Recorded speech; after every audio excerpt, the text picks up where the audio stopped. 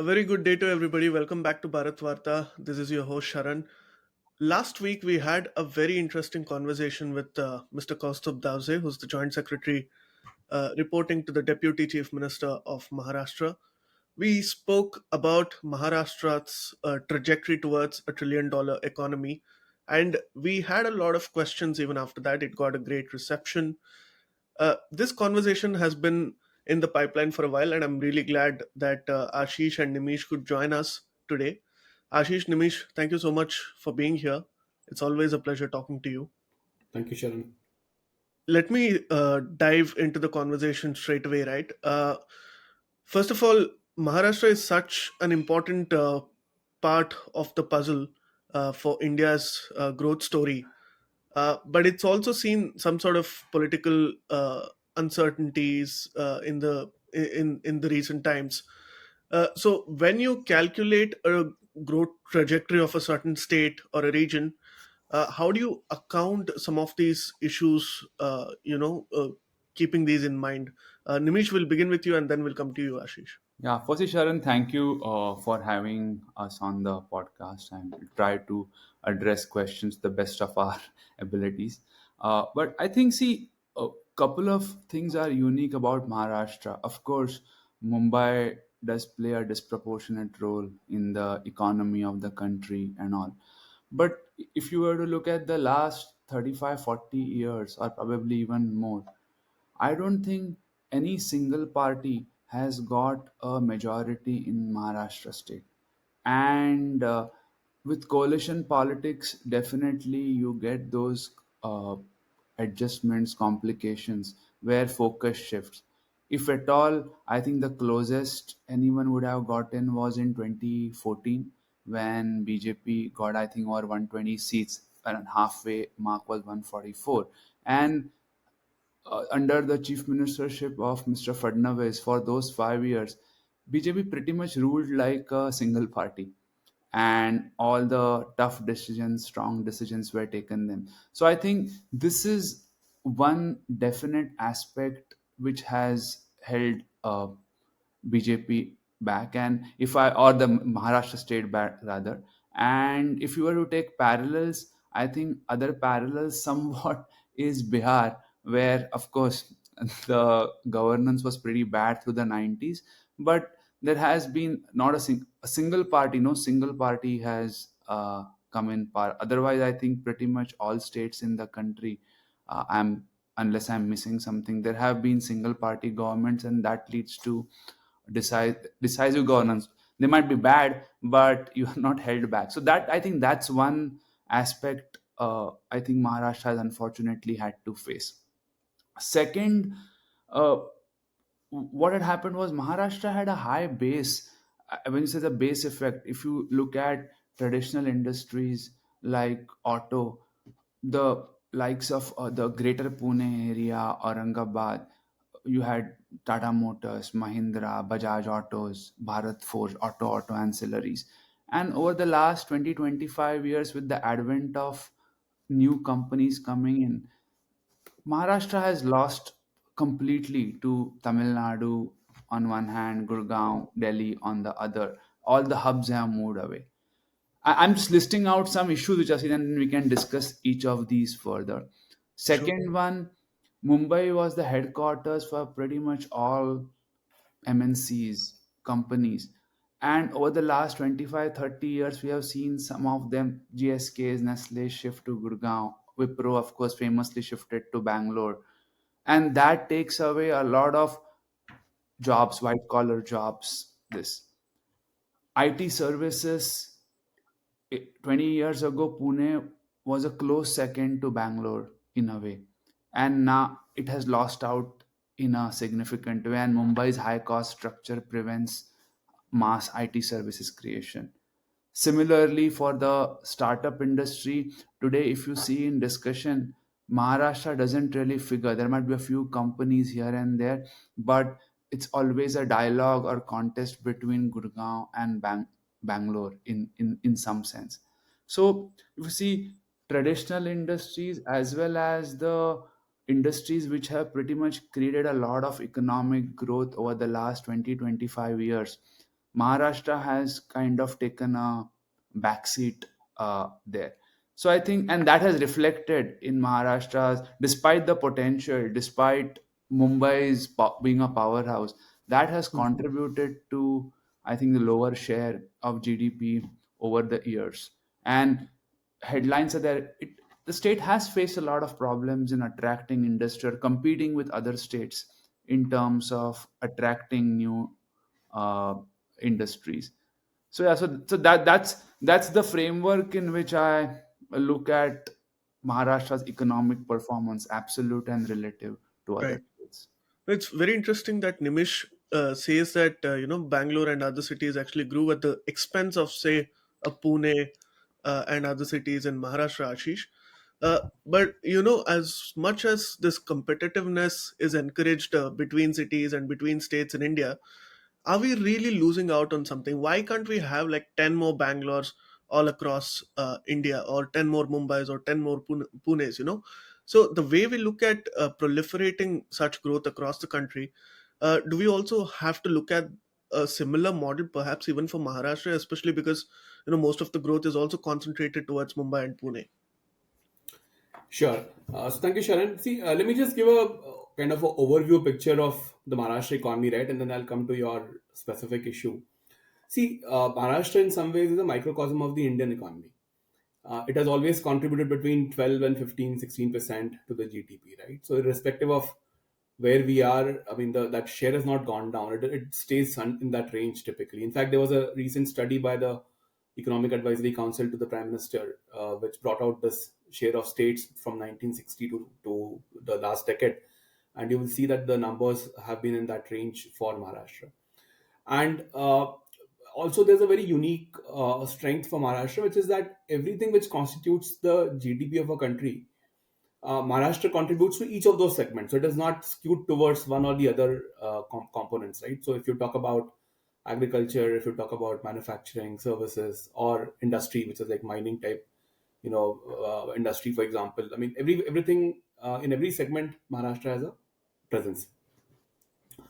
So, but obviously, like because of the competitive forces being very different in each of those segments. So, for example, I mean, in services, you could be competing with one set of states. In manufacturing, it's other set of states, right? So, the policy dimensions which would stabilize this contribution or which would keep Maharashtra relevant, I mean, they are different for different types of segments. And that is not the case for several other states who are focusing on one area. So the policy making environment in Maharashtra is more complex because the complexity of the economy is perhaps higher than even some of the more developed states which are competing against Maharashtra. Right. So this is one dynamic which I think probably is not as strongly understood sometimes as a challenge for the state to address, right? But also, if you see, Maharashtra is quite urbanized in that sense. I mean, Mumbai, Pune, Nagpur, three of the top 15 odd cities by population or by GDP. I mean, they are in Maharashtra. Nashik, which is actually a smaller city, is one of the highest contributors to the GDP because of the industrial environment. I mean, in that region, farming plus some industry. Uh, Also, there have been auto industries even further deeper in the state, right, in the Marathwada region. So it's not that the urbanization is lacking in the state. In fact, it is. Although the aggregate number may be small because it's a large state and large population, but it has got some of the most productive urban clusters as far as the industry is concerned. So I think the issue is more about managing the attractiveness separately for each segment, right? And then how do you repurpose? For example, as Nimish was saying, a lot of the burden has come on Pune because Mumbai, because of the high cost structures, several industries had to move out. So the companies which had to stay in Maharashtra, I mean, their first logical option was to come to Pune, but then Pune itself has not kept pace in terms of the infrastructure, in terms of say having an international airport, all of that, right? And that's where, in fact, one of the turning points for the IT industry was that where both Bengaluru and Hyderabad got very high quality international airports in early 2000 or mid 2000s, but Pune did not, right? So connectivity wise, it became easier for the firms to kind of relocate there. So I think these are the kind of the broad issues, and then we can perhaps discuss in more detail in each of the areas. Thanks so much. Usually, when we talk about setting certain goals, right, like $1 trillion economy by 2028, everybody gets a little nervous naturally, because none of these goals are ever met in a country like India. It's because we usually get delayed by something or the other. So, what are the things that we need to factor in, especially keeping in mind the numbers and the promises and the projections, Nimish? So I think, see, firstly, I'm a sort of a believer in having ambitious goals, because if you shoot for those ambitious goals, even if you end up at 85-90%, it's still a progress. So and quite a few times a lot of people get energized and mobilized towards such a big goal, $1 trillion, $5 trillion. So I am actually a big proponent of those. So whether we get there a year ahead doesn't matter. So that's there. But see, there are a few things for sure in terms of this. And first of all is, I mean, we have to look at what are the industries of the future. I mean, the one thing, okay, past is past. Ashish and I spoke a bit about some of these things we've missed as a state, Maharashtra. And I say us because I'm from Mumbai that way. So the one parameter I would say, do we have a chance? And then we look, what are the industries of the future? Now there are a few things. Some like electric vehicles, semiconductor manufacturing. Uh, that's definitely some of the industries of the future, and we've seen some movement. I think Ather, the electric two-wheeler company, is starting something in Maharashtra. I think Adani Group is starting something in partnership with Tar Semiconductor in the Taloja, the Navi Mumbai area. So I think even Skoda Volkswagen also is probably starting something. There are some announcement. So I would say if you see 10 years back, there were 15 years back, there weren't such announcements where we were losing out. So definitely bits and pieces, we Maharashtra is showing something. So that definitely, I would say, gives a lot of hope. Second, uh, I would say industry, sunrise industry is defense production. And we've been importing a lot, but I mean, the events of the last few days, what you've seen in the Middle East, I mean, of course, indigenization was something which we were prioritizing, but the events of the last few days would probably only accelerate some of these things. And I think that's the other area where I think there are some things happening. Of course, Bharat Force has always been there, and there is some bits and pieces happening in terms of this. I think uh, that's where I'm hopeful Maharashtra will get some share. I mean, otherwise it's been a bit Bangalore centric and all in terms of production. HAL and has been in those areas, but that's the second area. Uh, Third area, definitely, I feel clean energy is another area. There has been a lot of this, and I guess there are a bunch of projects which have been planned by the likes of Adani, Torrent, even NTPC. So, by and large, I feel some of these industries of the future are coming. That should help Maharashtra a lot as we go from half a billion to a $1 trillion economy. That's one. But I feel in the same breath, it's important to have a stable policy regime. And we've seen what happens when this, because of late there has been a tendency that everything that the earlier government has started, you kind of end up stopping, and then the costs escalate. You see in Mumbai Metro and other such things, or even the Mumbai the bullet train. So I think as long as there is stability in the policy regime, I think that's very important.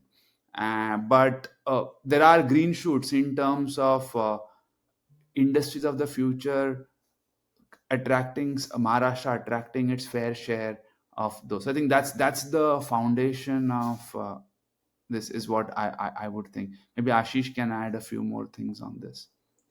Yeah, I think I'll just add here that, see, Sharon, one important thing for any economy to grow is that how what kind of infrastructure is available for future expansion, right? One challenge with Maharashtra has been that even for Mumbai and Pune, which were the two major centers, and forget about like Nagpur and Chhatrapati Sambhajinagar, or Nagar or Nashik. I mean, they came later. But even for Mumbai and Pune, which have been always industrial, even in the British era, I mean, like the first railway line was Mumbai and Pune in 1850s. So Yeah. even there, the infrastructure has been in a catch-up mode. So Mm. let's look at Mumbai, right? What are the big projects going on today? There is Coastal Road. Coastal Road was first proposed in 1960s.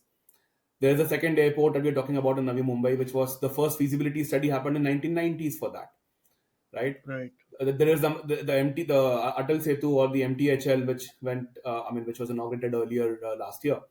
So that project was first talked about in 1960s, again 50s, 60s, right? There were studies done, I think formal studies had been done for that project in that era. Mm. So the thing is that what the city of Mumbai should have built, or I mean, metro, for example, like Delhi got a metro, Calcutta had a metro since 1980s, Delhi got it in early 2000s. But imagine Mumbai, which is like the most important commercial city of the country. The first metro line started running in 2013, I think. Right? That was the first line, which, and a very small line which went live. Now, which Yeah. urban cluster in the world today doesn't have functioning metro or functioning public transport, right? And Mumbai is anyway constrained because of the rail lines cannot be expanded given the north-south orientation of the city, difficulties faced traversing. So I think that this has been a major challenge, that all the infrastructure for even the major cities is in a catch-up mode. Like when the new airport will be built, you could say that we would still only be addressing the capacity needed 10 years ago, right? I mean, like in Bangalore also, for example, in the Bengaluru, the new airport also, it's completely full now, right? Like the new terminal already seems like it's crowded and it's fully occupied. Yeah. I think the same is going to happen in Mumbai. That Mm. because there's so much latent demand for connectivity that maybe in 2 3 years time the new airport may still start looking like old airport already, right? So Right. and this will remain a challenge, because I mean, if this is a situation in Mumbai, which by the way in 1947 was perhaps richer or more organized than even Singapore or Hong Kong, which were the other outposts of the British system, but has been left behind. Now, if you look at Pune, again, I mean, Pune Metro. I moved to Pune. I mean, I live in Pune. My base is in Pune. I moved there in 2004. I remember, this talk about metro have going on since the time I moved.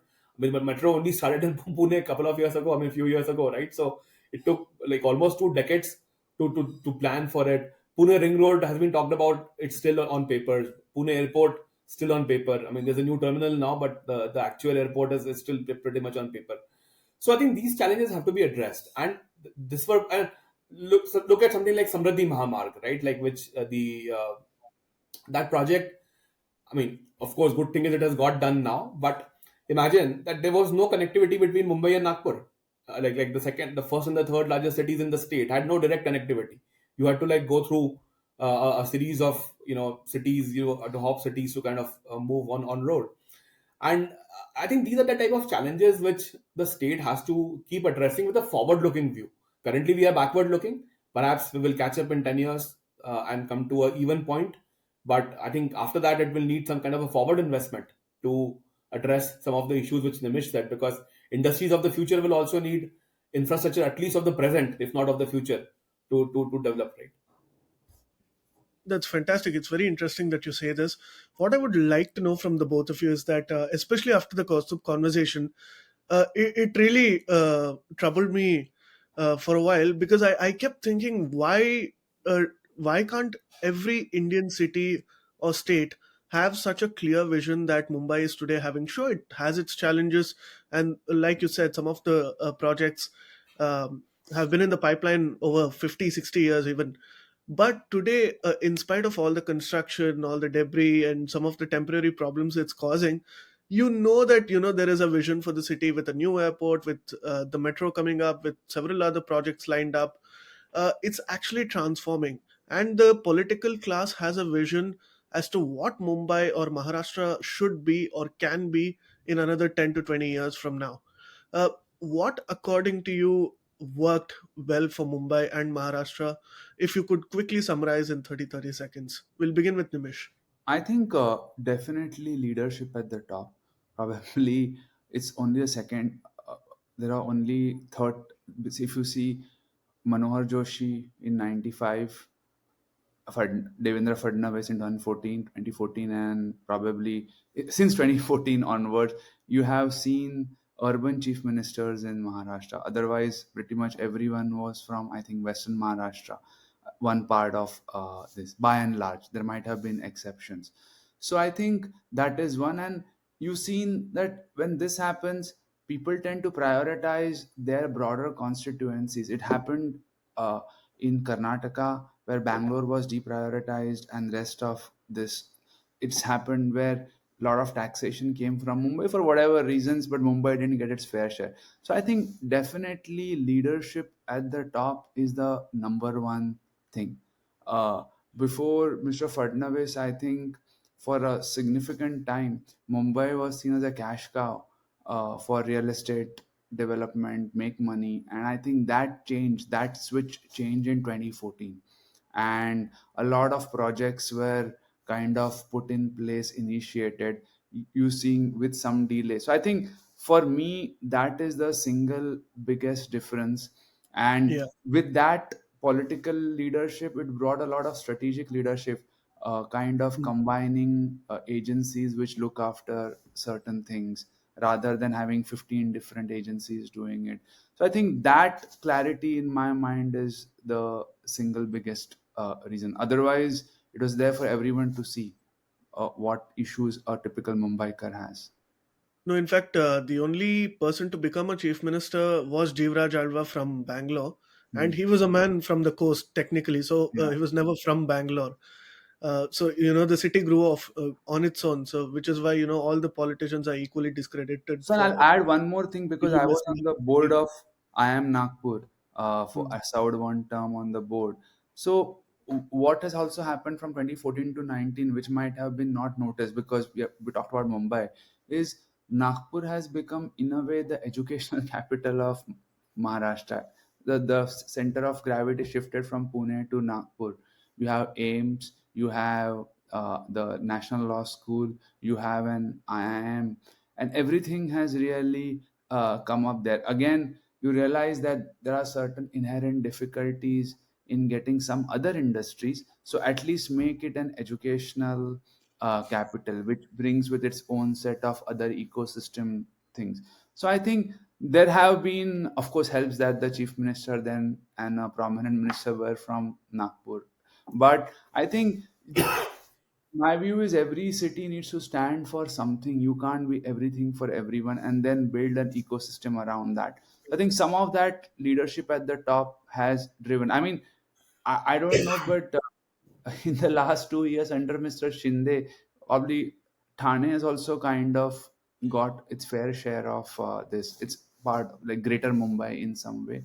But yeah, urban centers are getting like a lot of love now. Yeah, I'll just add that I think, barring the list which Nimish talked about the chief ministers, I think there was only, from what I remember, only A.R. Antule who had a very short term, who was from the Konkan region. But I mean, everyone, all other leaders in Maharashtra have actually come not from Mumbai or Pune, and Yeah. that kind of reflects in the way urban, priorities are addressed. And I think Mr. Fadnavis's term was quite critical in terms of some of the major decisions, because he straight away got into the the more urban industrial type outlook, right? I mean, he started this thing called Magnetic Maharashtra, which was the investment event. All the large infrastructure projects. So, of course, state has its own capacities and its own limitations. Every state has got its own fiscal limitations, its own administrative limitations, right? You can't run like 100 large projects together. But to his credit, he kind of put in visionary projects on, in play. Even actually outside of the industry, even if you look at infrastructure, if you look at agriculture, water management. So I think that was a turning point, because the economy was stagnating for a couple of years. Around 2012, 2013, the GDP growth had become quite flattish actually around that time. So this was a turnaround, and hopefully the state will build on it in the coming years, because now, and on Mumbai, Sharon, actually, I completely agree with you. Mumbai could be a very, very different city in a few years, right? Like once the entire metro network, I mean, we're still talking about 10, 12 years from now, because all the lines will take a while to get connected.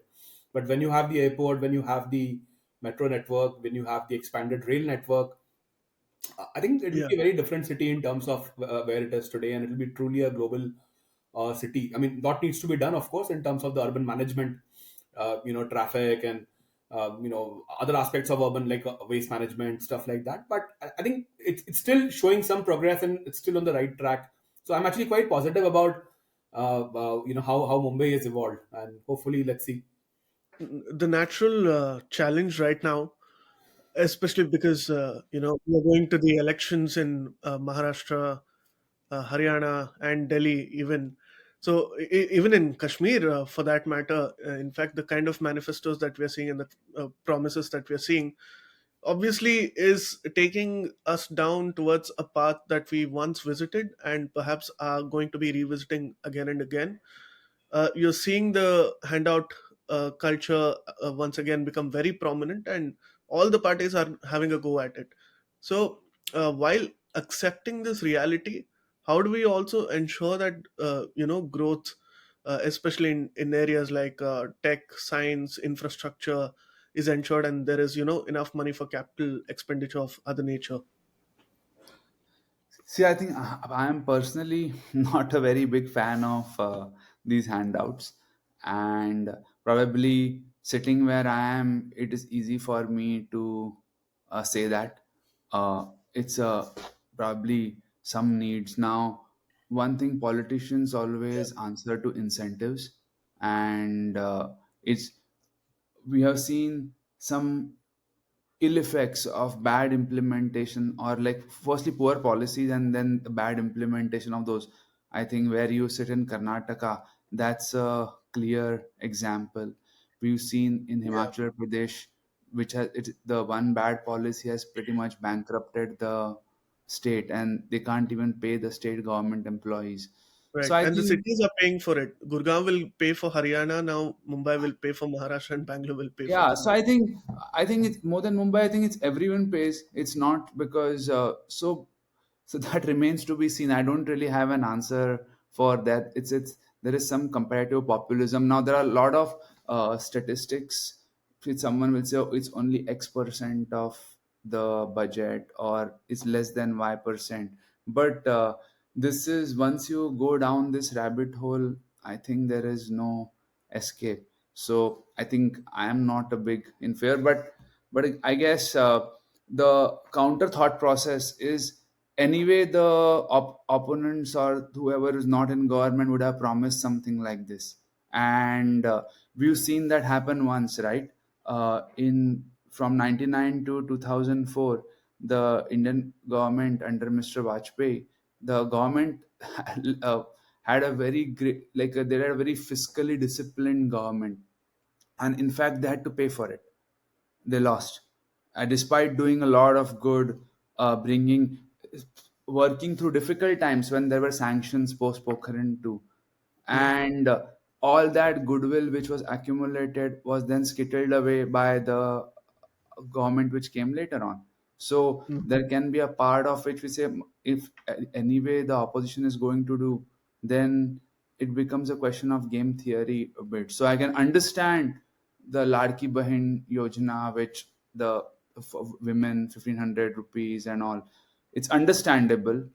Uh, I mean, whether I'm in favor of not doesn't matter. But probably if I were in that place, I would have maybe done the same. So can't really Right. say it's, if your opponent is going to do, you might as well do it and do it better. So I think that's how I would look at it. Ayodhya actually taught us two important things. One is that the unimaginable can actually happen with time. And secondly, I think it's the same, but politically it was different for the BJP, obviously. They suffered quite a bad defeat over there, and it was quite a learning lesson. It was a wake up call for the party and for the rest of the country. Uh, that way, we've seen that any big ticket development projects taken up anywhere in India has some sort of effect politically and electorally, and that obviously affects the political class, and they may be forced to think twice before going ahead hastily with it. We've seen the effects of having the Bangalore Mysore Expressway. For instance, the local economy across the older highways actually got affected. So all of those people voted perhaps against one or the other party during the elections. So even when we speak in the context of Maharashtra, Mumbai, Ashish, you're seeing the Dharavi redevelopment project. You're seeing really ambitious projects, and obviously the conversation online is also that people are slightly inconvenienced. So, how do you tackle such a situation? Yeah, no, that's a great point, Sharan. See, the situation in Indian cities is that we are retrofitting things, right? I mean, if you were to build cities in a planned way, or if you were to expand in a planned way. So, for example, takes a Singapore or takes a Dubai. I mean, these cities were not built up even 30, 40 years ago, right? A lot of work has happened only in the 70s, 80s, 90s. But I mean, there was space available, there were resources available, so it kind of went a certain way. You could plan for it and take decisions which were relevant in the context of a city state. But in an economy and in a political environment like India, and especially like a city like Mumbai, which was a huge city, always has been India's largest industrial base. The challenge is that when you retrofit things, then it's not easy to manage, right? Because let's say if you're building, okay, let's say there are 10 metro lines being built. Now, one argument could be that, oh, you have dug up the whole city together. If you didn't do that, then the 10 metro lines could be taking 30 years. Now that you've dug it up together, it will only take 10 years. But I mean, for those 10 years, it will be a difficult situation for those living in the city, right? Because ultimately, the city was already congested. There were no roads, etc. So it's a very practical problem. I don't think there's a good answer here at all, because Mm, it's about managing the perceptions. It's about having the trust in the leadership. People will obviously react to the day to day inconvenience. There's no doubt about that. I mean, I've seen even in Pune, for example, Pune, even though the construction levels are not as high as Mumbai, there's only three metro lines. Uh, mo- Two of them are more or less done actually. Only one under construction. But the problem is that even that inconveniences people, because if I'm going to the IT area, like which is the Hinjawadi area, and that's where the third metro line is being built. Now, if it takes 5 years, every day I have to pass through that chaos, right, and get to my work, which is, by the way, yeah. anyway not easy. Even without the metro line, there was a lot of traffic and so on. So I think there are these practical issues which are very difficult to address. But that's also because we are doing things post facto. What should have been done in 1980s, 90s, we are doing it in 2020s. So Yeah. that is, there's no easy answer there. But I just want to pick up on one point from what Nimish was saying to the previous segment, right? See, Sure. on the policy of welfareism, I think, see, there's also another way to reorient it. So, for example, we have seen that in the Manrega, like there were this incentive to build local assets. So there's job being created in a welfareism mode, but it's also contributing to the hyper local economy, right? So this could be around construction of village roads, or there could be some repairs to existing water management infrastructure. I mean, Maharashtra was doing the same thing earlier, right? Like this whole Jal Yukt Shivar program was precisely that, right? Like where you create water capacity. But I mean, of course, the employment is very hyper local in nature. So it may not look like a huge project. I mean, like you could be spending 2 lakhs on something, but the 2 lakhs could go a significant way for the economy of the village, because that village was not so big per se. So I think you can have these ideas where you can manage some of the more capital expenditure type initiatives of a state government or a local government, which then creates local employment, helps generate some production of some local assets, etc. So I think that combination also, perhaps states can explore. It happened for a bit in Maharashtra, but I think Jaluk Shivar has now again come up, and now they're talking about river linking, etc., which are the larger water management programs. So again, some of this would also lead to a welfareism of a different nature, which is that to create jobs, but create jobs towards a very specific project oriented purpose. So, what are the other opportunities that we can look at, especially in the context of Maharashtra, which will also help Maharashtra reach $1 trillion and further? Nimish, also because we are living in the era of mega cities where even though you have 100, 120 cities, the smart cities, some places there's been a challenge, some places it's taken off. Uh, but everyone's starry eyed, they want to go to Mumbai, they want to be in Gurgaon and Bengaluru. But we're not thinking about creating more and more cities and local economies, spread across. So, how is Maharashtra dealing with this? I think, see, there is no solution for something like this. I mean, you look at any, just the sheer population that we have, even in the smaller cities. You look at any country, and how many big cities does any country have? I mean, US probably is slight exception, but otherwise, you look at even country like Russia, even like China, there are, but still it boils down to Beijing, Shanghai. If those who are in the cities, so I think that aspiration of going to a bigger city, seeing the opportunities, thinking that there are bigger opportunities, I think that will always be there. I think that's not going to go down, and that will always be there. But I think I am a believer that there is an opportunity to create some local hubs, and for the cities could stand for something like, as I mentioned earlier. I mean, no one aspired to go to Nagpur. In fact, the whole Vidarbha was looking to separate from Maharashtra for the longest, until uh, I mean, after 2014, that movement kind of probably has died its natural death. So, I mean, and I'll give you a other state example as well. So, just like Nagpur has become a educational hub, I would imagine even Jabalpur in Eastern MP. Eastern MP is also talked, and I'm just giving parallels. That can be there. The whole Konkan area, I mean, you see, there are tourists flocking Kerala, there are tourists flocking Goa, there are Yeah. tourists in Mangalore. I mean, less Mm, so, but there are still in Suratkala and all. But mm, or even North Canara, but there is no one in Konkan. The beaches are as pristine, the yes. water is as good. So you don't need to develop it into a city. If you just develop a tourism infrastructure around Konkan, the biggest migration happens from Konkan to Mumbai, right? Because historically that's been the. So I think that itself is a big opportunity just in the Konkan area.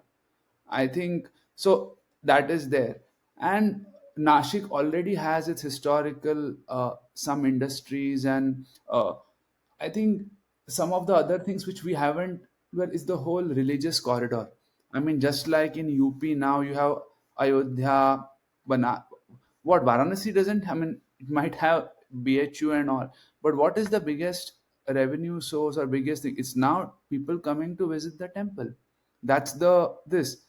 Now Nashik has Trambakeshwar, Shirdi in and around. I think the religious corridor, we need to really, and if you see in the last 10 years, definitely the religious inclination, belief in Hinduism or following, that has gone up significantly. This is a big opportunity, and I think uh, Lord Ram also, it's believed to have passed through Nashik, right, Ashish? I mean, if I'm not mistaken, Absolutely. yeah. So if it's a corridor, it's a very important part, so that part can be a religious hub. So I think those are micro things which can be looked at. Everything can't rely around services, because see, it's tough. Tomorrow if you want, say, our if you want to develop a IT services hub in Aurangabad or Kolhapur, other Sambhaji Nagar and Kolhapur, will that happen? It's difficult, because the supporting ecosystem, and Pune found it difficult. Imagine Sambhajinagar and Kolhapur. So you have to stand for what that area already has. So Konkan is tourism, Nashik and northern Maharashtra, that part has a religious fervor and already existing temples. Use that. So I think this is how to kind of, even Kolhapur, Solapur, Tuzapur, that again very big on Ambabai and Tuzapur, Bhavani. So I think this is the existing assets which need to be utilized much better with better supporting infrastructure, uh, accommodation, hospitality infrastructure. I think that's the direction I would kind of think, rather than doing everything. Like industry Right. can't be everywhere, services can't be Mm. everywhere. I mean, Ashish is from Indore. For the longest, they've been trying to develop IT services. There are bits and pieces, but not big enough. But probably Indore now gets a big footfall because of there is Mahakaleshwar, like from there, Mm. and then you go down to Omkareshwar and all. So you have to play to your strengths. That's how I would look at it. Maybe Ashish can add a few things to this. Right. Yes. Ashish. Absolutely. And in fact, in that sense, Maharashtra is very well endowed because each region has its own different characteristics, right? So, I mean, if you look at geographically, also, um, I mean, so Vidarbha is more suited for kind of industrial type activity. Marathwada was always more, agriculture oriented, although there are water issues there, but I mean, still agriculture was quite strong. Western Maharashtra has been like the combination of everything, and then Konkan is perhaps more about tourism, right? So there is this very clear kind of strength areas which have to be leveraged. There is also, uh, again, I mean, going back, perhaps each region will need its own developmental strategy, which is you could have development plans specific to those regions. Again, to connectivity, for example, if you were to go from Nagpur to Kolhapur, there was hardly any connectivity on the eastern side of the state, right? You would still have to go via Pune or Chhatrapati Sambhaji Nagar, etc. I mean, there was hardly any connectivity on the eastern side. That's changing as well. There are new roads which are being built, which are purely in the eastern region, which do not touch the Mumbai Pune region at all. So I think that will also help because on that side, access to Hyderabad, access to Nagpur, access even to the coastal states of Odisha and Andhra, that was not very strong for the eastern part, which is kind of landlocked by itself. I mean, if you see the extreme eastern part of Maharashtra, distance to Mumbai and distance to the eastern coast may not be too different actually, right? In Yeah. terms of the so I think that one part has not been unlocked at all, which is now changing. So I think some of that these regional plans need to be built over time and perhaps learn from some of what the other states have done on in terms of these corridors or very localized aspects of development. Right. Thank you so much. And if you have any closing thoughts, we can conclude that and then perhaps wrap up this conversation. Yeah, sure. No, so I would just say that in the larger context, Maharashtra has to be the first state to hit the 1 trillion GDP mark, right? I mean, we are already at 500 billion odd. See, Mm. the country, as Nimish said earlier, the country needs to have big ambition. In fact, when PM had talked about 5 trillion Indian economy, right? So there was a lot of skepticism saying, and people get into like petty math, saying कि नहीं 2025 में नहीं होगा, 2028 में होगा, 2032 में होगा. See, it doesn't matter, right? I mean, 1 2 years here or there doesn't really matter. The point is you need to start thinking like an economy which is a 5 trillion economy, and that means a lot of differences for everyone in the government, everyone in the industry, as a young student, as a young Indian. I mean, an economy which is 2 trillion versus economy which is 5 trillion is very difficult, very different, right? It gives you new opportunities. It gives you chances to explore avenues which perhaps your parents' generation may not have been able to do so, even if they had ambition, because they wouldn't have been any resources or no proper channel to kind of explore those opportunities. So it's about mindset, right? So whether you get to 870 or 1030, that's not the question. The point is that the 1 trillion ambition basically opens your eyes and your minds to new possibilities, what can be done in your local setting. In that sense, I would say that I mean, even if you take like a doubling rate of 7 years, typically, I mean, we can be a 1 trillion economy by 2030, early 2030s, from 500 billion. So that's fine. That ambition has to be there. Several states in US are, by themselves could be bigger economies than the Indian economy in total, right? I mean, California could be a bigger economy than so many global economies. So I think states have to think like that, and it's not just Maharashtra but also all the other industrial states, because that contributes and adds up to the national number. But Maharashtra certainly has the potential and most likely the probability of hitting that mark first up, given where it is. And if there is a continuity in terms of policy, in terms of the focus on infrastructure, etc. I mean, I'm pretty sure that Maharashtra will continue to remain very relevant in terms of the driver or the growth engine of the Indian economy, and can also become the hub for the new industries, which will propel the next decade and the couple of decades after that. Right. Thank you so much, gentlemen. This has been a very enlightening conversation, very interesting, quite detailed, and I think we've been able to like cover a large part of what Maharashtra's growth story has been and what will be. Uh, Again, it's a pleasure talking to you. Thank you for taking out your time, and viewers, please do subscribe to Bharatvarta and stay tuned for more. Thank you. Yeah.